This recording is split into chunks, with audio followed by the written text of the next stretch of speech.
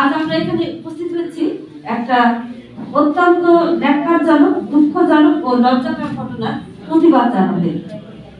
যা আমাদের গণতন্ত্র,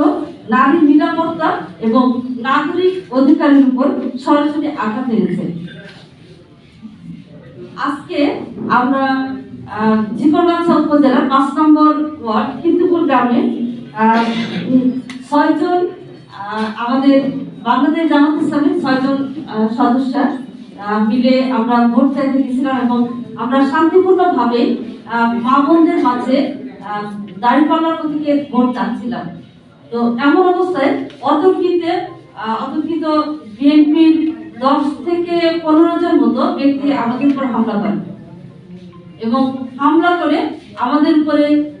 যথেষ্ট গালিগালাজ এবং অপমানকর কথাবার্তা বলে এবং এক পর্যায়ে আমার মোবাইলটা ওখান থেকে কেড়ে নেয়, জোরপূর্বকভাবে মোবাইল কেড়ে নেয় এবং মোবাইলটা একেবারে আছাড় মেরে ভেঙে ফেলে এবং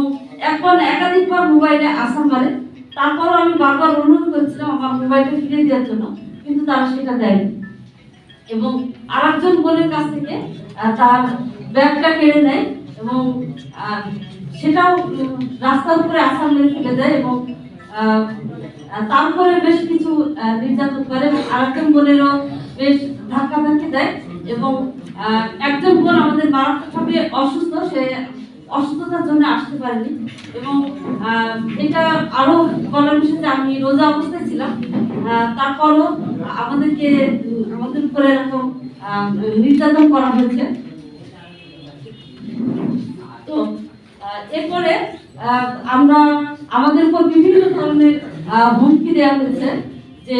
যদি আমরা কোথাও ভোট চাইতে যাই তাহলে আমাদেরকে হত্যার হুমকিও দেওয়া হয়েছে এবং স্থানীয় আমাদের ওখানে যে বোনেরা আছে সেই বোনেরা যেন কোনোভাবে বাড়ি থেকে নির্বাচনের আগ পর্যন্ত বের হতে না পারে সেজন্য তাদের উপরে হুমকি দিয়েছে এবং অকথ্য ভাষায় আমাদের উপর গালিগালাজ করা হয়েছে। আমার কাছে কিছু প্রশ্ন মনে হয়েছে যে আজকে আমরা জুলাই আন্দোলনের পরে যে একটা স্বাধীন বাংলাদেশ চেয়েছিলাম, আমরা দেখতে চেয়েছিলাম যে আমাদের দেশে একটা অবাধ সুষ্ঠু নির্বাচন হবে, কিন্তু এটা আমাদের কাছে অনেক বড় একটা প্রশ্ন যে একজন নাগরিক কি ভোট চাইতে পারবে না এবং ভোট চাওয়া তাহলে কি অপরাধ এবং সংবিধান স্বীকৃত নয়? আগামী দিনে এই দেশের গণতন্ত্র কোথায় গিয়ে দাঁড়াবে?